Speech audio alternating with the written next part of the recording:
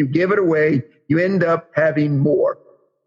So let's go dancing till the break of day. And if there's a piper, we can pay. For love is something, if you give it away, you end up having more.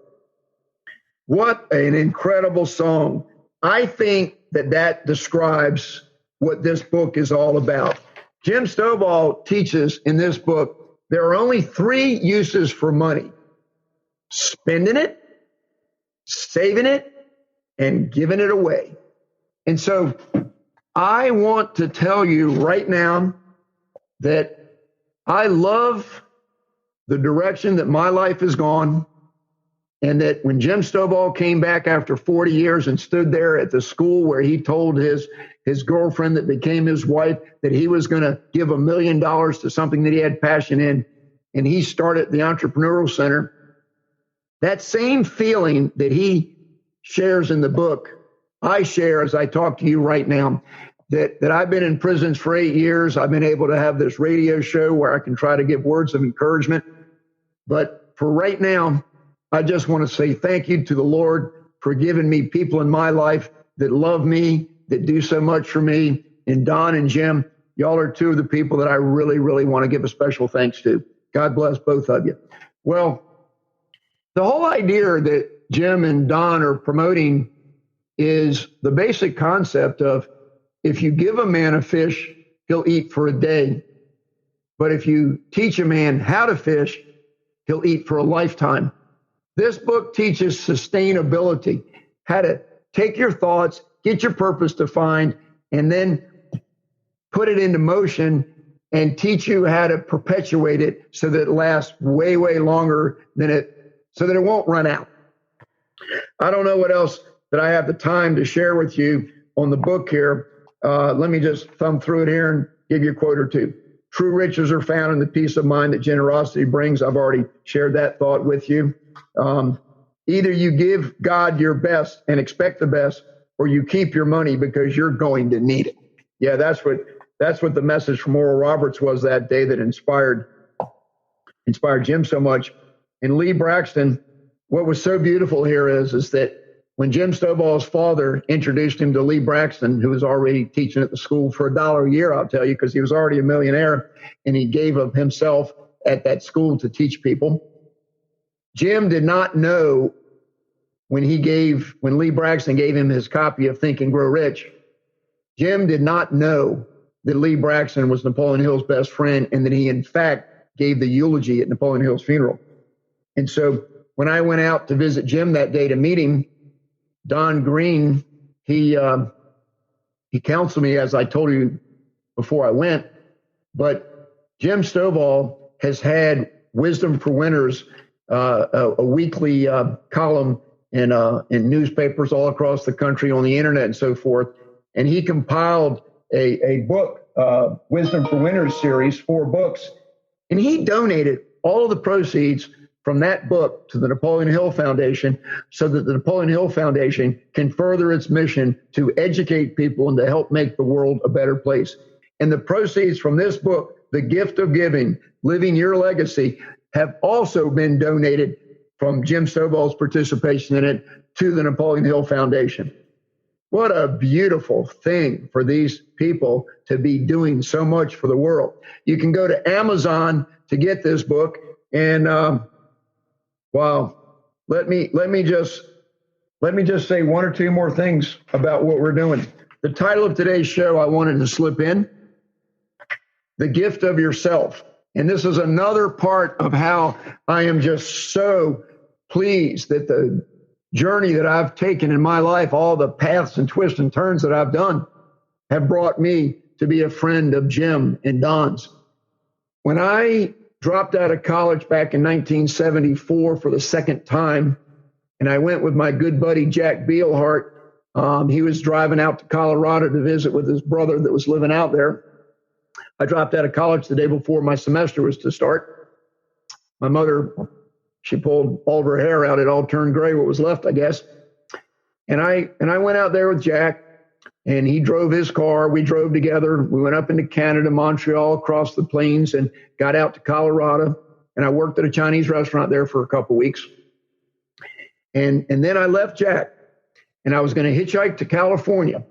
And when I got through Silt, Colorado, not too far from Aspen, I think it was, and I went back there in one of my travels to Oregon to go to the prison 2 years ago. What a feeling for me to have been a 22, 3-year-old college dropout looking for myself, and then gone back to this place on my way to prison where I had all of these books in my car from Jim Stovall and Don Green and Napoleon Hill and all my workbooks that I give out. I went through Silt, Colorado on this hitchhike back when I was 23 years old. And I got picked up hitchhiking by a trucker, and it got to be late October, and I got dropped off at the top of the mountain at Silt because the trucker had to go home. He took a left, and I had to keep going, and there was no one going to pick me up, and it was going to snow that night.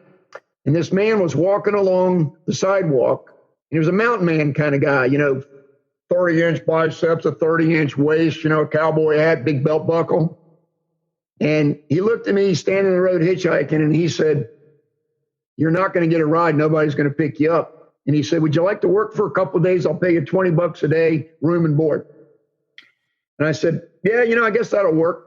So we walked a block or two. We took a right. We went up this little path, and there was a camper sitting there, like a pickup truck with a camper back on the back that you can add to it.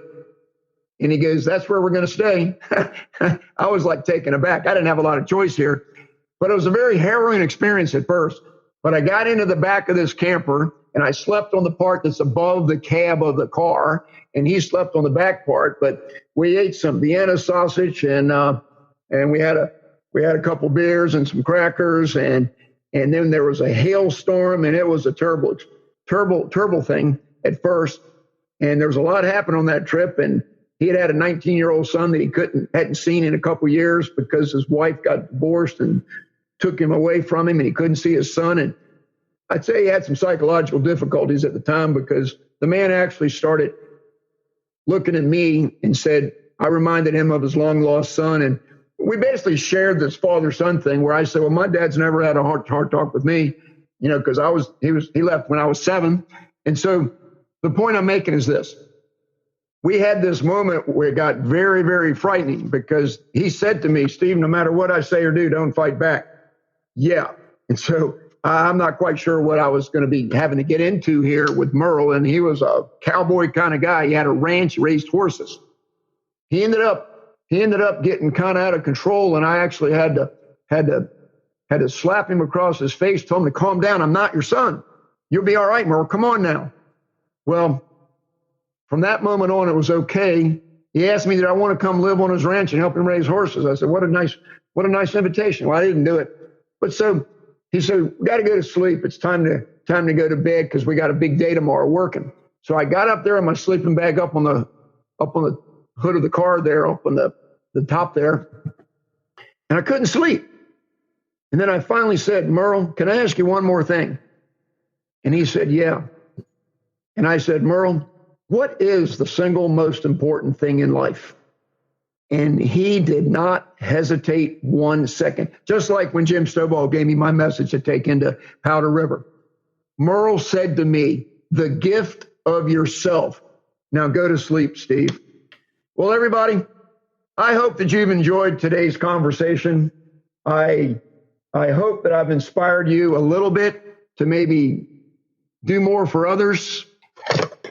I hope that I've inspired you to go to Amazon and get your copy of The Gift of Giving, Living Your Legacy, and learn all you can about Jim Stovall and Don Green and the Napoleon Hill Foundation. Y'all know how to reach me, rightthink.org. And if anybody wants to have a conversation with me or correspond with me, I am available just as is Jim Stovall and Don Green. Well, I'd like to end today's show with one more thank you to Jim and Don.